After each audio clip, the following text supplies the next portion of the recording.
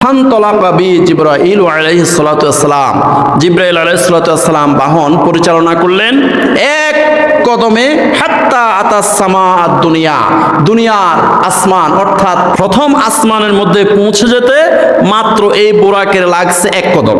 এক কদমে প্রথম আসমানে পৌঁছে গিয়েছিল।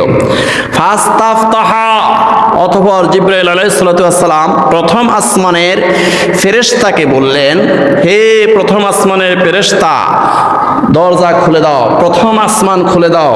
ফাকিলা মান হাজা, প্রথম আসমানের ফেরেশতা বললেন, কে আপনি? ক্বালা জিবরাইল আলাইহিস সালাতু ওয়াস সালাম, তখন প্রথম আসমানের ফেরেশতা বলল, আমি জিবরাইল আলাইহিস সালাতু ওয়াস সালাম।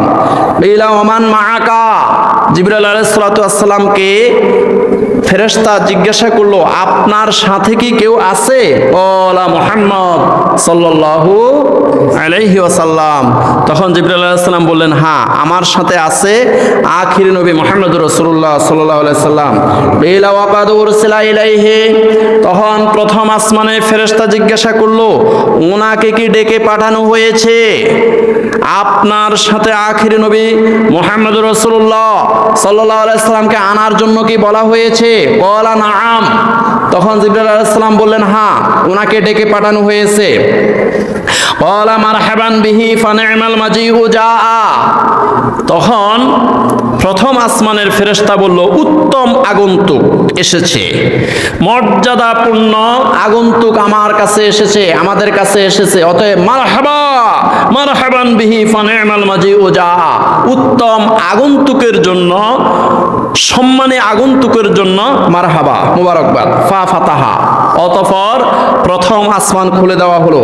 ফালাম্মা খলাস্তু ফাইজা ফিহা আদম আলাইহিস সালাতু ওয়াস সালাম, যখন প্রথম আসমানে আমি প্রবেশ করলাম, দেখলাম যে কুরসির মধ্যে বসা, চেয়ারের মধ্যে বসা আদি পিতা আদম আলাইহিস সালাতু ওয়াস সালাম সেখানে বসা।